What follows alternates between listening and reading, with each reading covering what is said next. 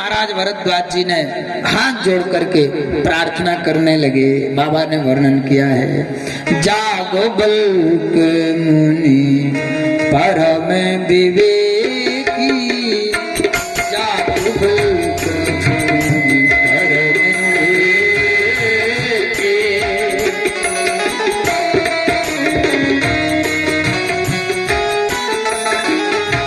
जागो बल्क मुनि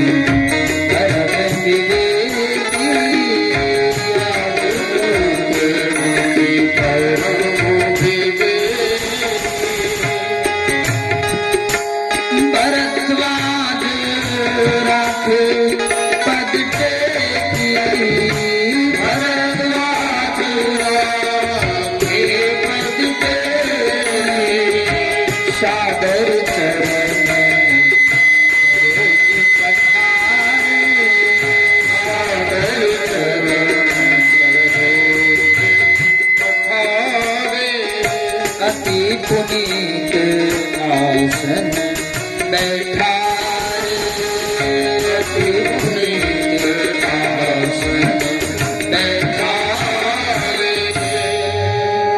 सुंदर आसन पर बैठाया है भरद्वाज जी। बोलो सीताराम।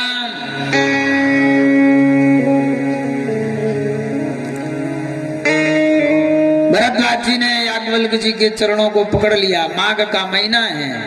माघ के महीना में जैसे ही महाराज साधु महात्माओं का आगमन हुआ तो भरद्वाज जी ने याज्ञवल्क्य जी के चरणों को पकड़ लिया। ये ज्ञान घाट है। बोलो सीताराम। ये कौन सा घाट है जहां हम आप बैठे हैं? ज्ञान घाट है। और ज्ञान घाट पे बैठे साधु महात्मा हमेशा ज्ञान की ही बातें करते हैं। ऊंच नीच भेदभाव की बातें नहीं होना चाहिए। ऐसा समाज में दुष्परिणाम फैलता है। बोलो सीताराम। सत्संग में सत्संग की चर्चा हो, मिलन की चर्चा हो। यहाँ एक मिलन हुआ है भरद्वाज और याज्ञवल्क्य जी का। याज्ञवल्क्य जी ने चरण पकड़ करके कहा, महाराज आप बताइए राम कौन है और ये राम की प्रसंग हमें वर्णन करके सुनाइए। तब महाराज यहाँ से रामचरितमानस की कथा, भक्त की कथा वर्णन करते हुए कहते हैं,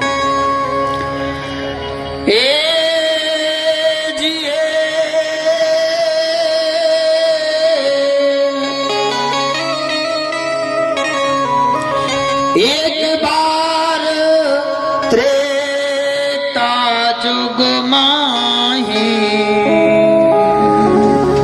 शंभु गए कुंभ ऋषि पाही, शंभु गए कुंभ ऋषि पाही, शंभु गए कुंभ ऋषि पाही, शंभु गए कुंभ ऋषि पाही।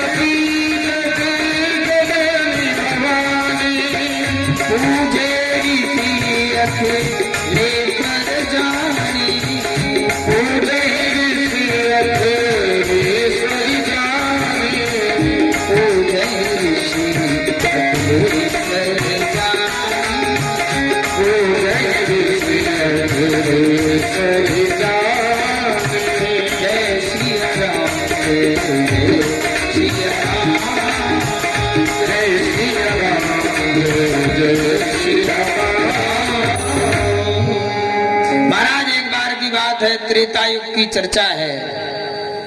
हम हमेशा ग्रंथों में प्राचीन कथाएं ही सुनते आए हैं, पढ़ते आए हैं अपने अपने, लेकिन कथा श्रेष्ठ वही हो पाई है कौन सी, जिसमें कोई भेदभाव न हो। बोलो सीताराम। समाज में कौन कथा को पारंगत किया गया है, माना गया है, जिसमें कोई भेदभाव ना हो? सूत जी महाराज कौन है? सूत जी महाराज ब्राह्मण नहीं है। आप लिख के रख लो, जिन सूत जी महाराज के मुखारबिंद से पूरी भागवत 88,000 ऋषि महात्माओं ने सुनी है, कोई भेदभाव तो नहीं किया। बोलो सीताराम।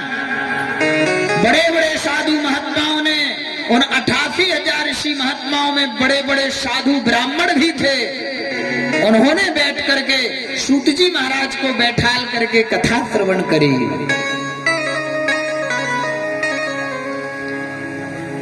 व्यास जी महाराज, ये भी ग्रंथों में वर्णन है। वैसे तो भगवान के स्वरूप हैं और भगवान की कोई जाति पाति नहीं होती। ऐसे महाराज रामचरितमानस में गोता लगाएं तो ऐसे कई ग्रंथ और कई कथाएं मिलती हैं कि त्रेता युग की चर्चा है। एक बार त्रेता युग माही, शंभु गए कुंभज ऋषि पाई। कुंभज ऋषि कौन है? महात्मा है। शास्त्रों में कोई जाति का वर्णन नहीं है, महात्मा है। तो महात्मा के पास कौन गया? त्रिलोकीनाथ भगवान शंकर गए हैं। किस लिए? कथा सुनने के लिए हो। त्रिलोकीनाथ, कालों के काल महाकाल भगवान शंकर एक महात्मा के पास गए हैं, जिसके पास कुछ नहीं है, एक कुटिया भी नहीं है। किस लिए गए? कथा सुनने के लिए। और हम केलपुराई में परे खटिया पे घरे परे बोले बाकन हमारी कथा हम नहीं जाते। अब तो कथन को भी बटो, भगवान भी बटन लगे कलयुग में है। बोलो सीताराम। हाँ,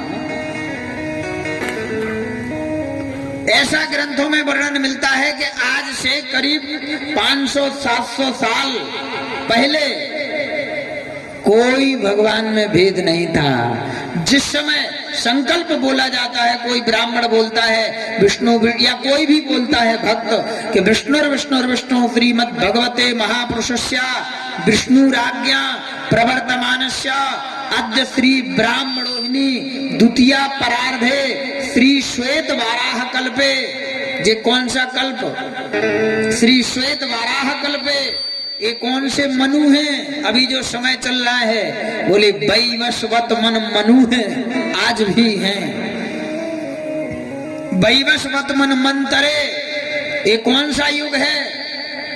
कोई अन्य ग्रंथों में बता सकता है? अन्य धर्मों के ग्रंथों में ये कौन सा युग है? बोले ये युग है महाराज कलयुग।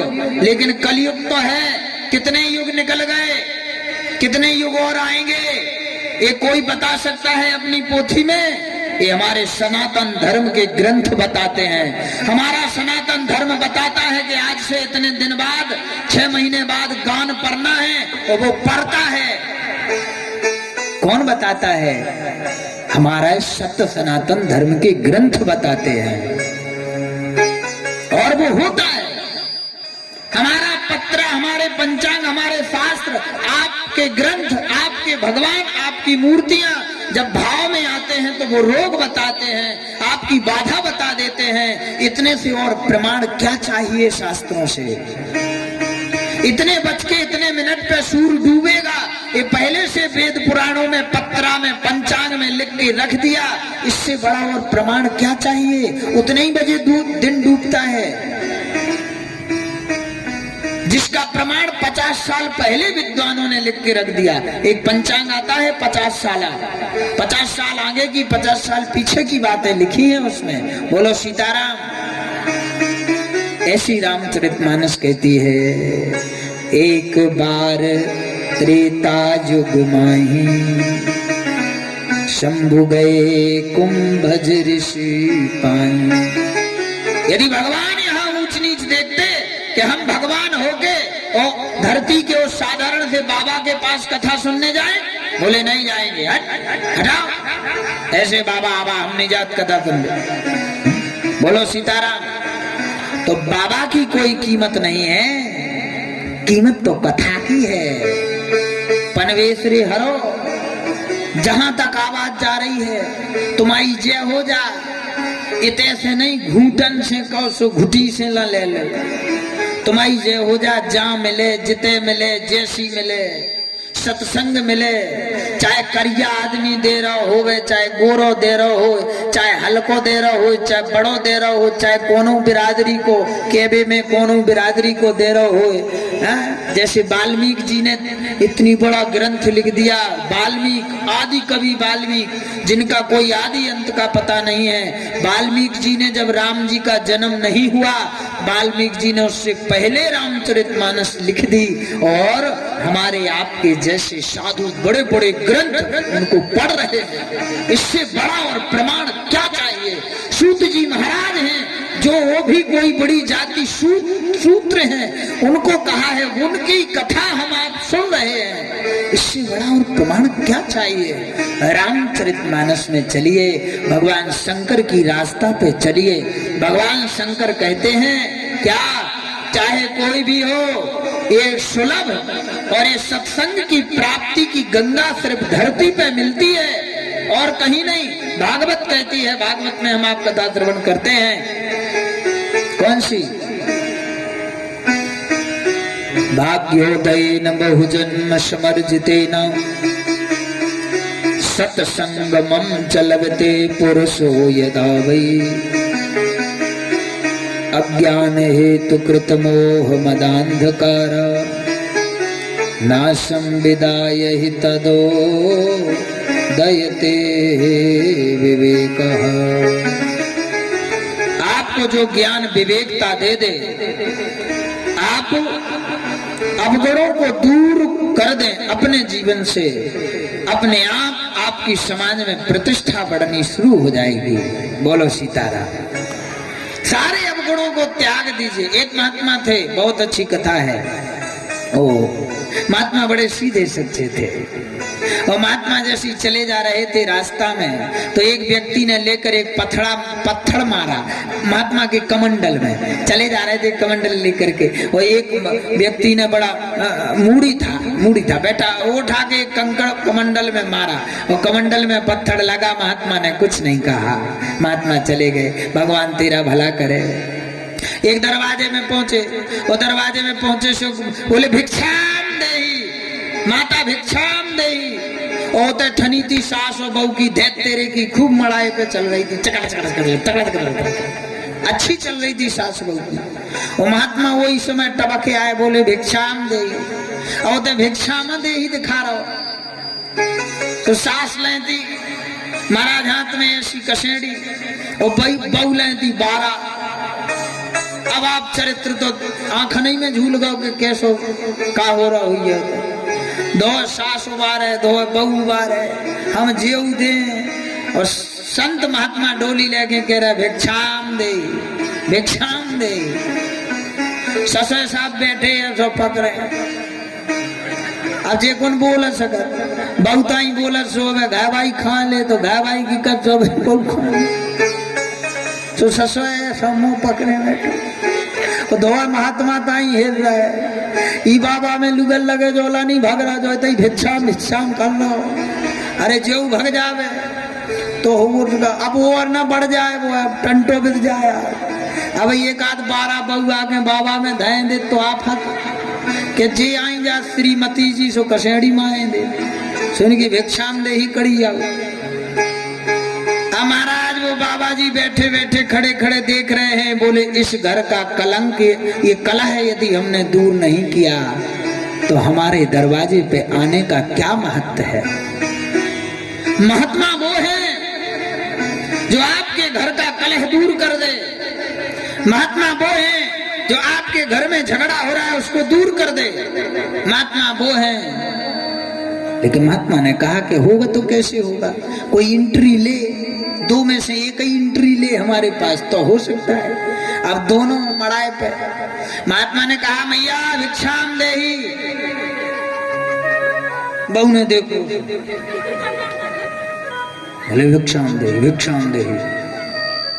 महाराज बगर में धई थी पुताड़ी का, पुताड़ी जाना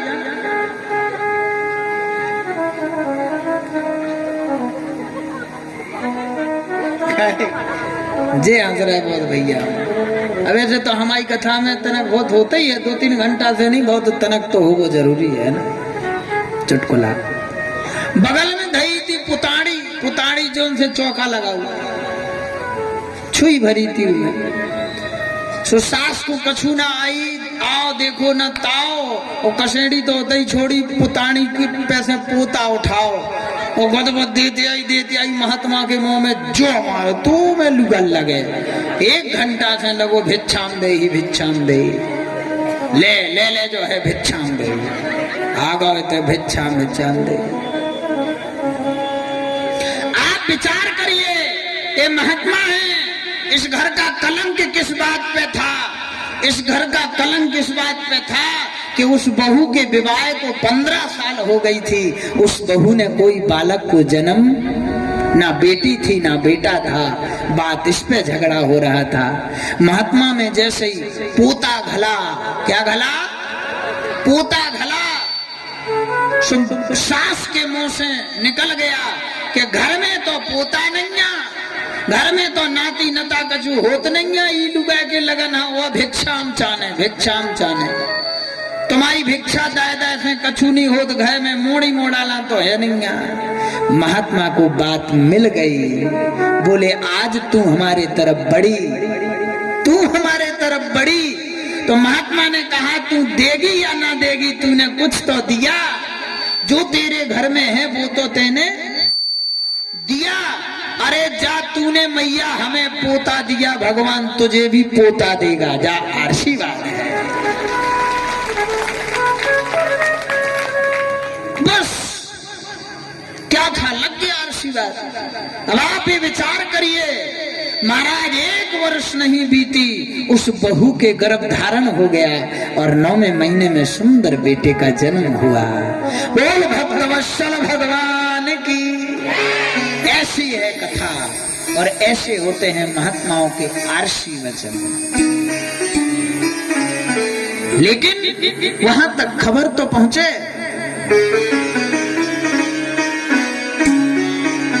बड़ी लोचन छ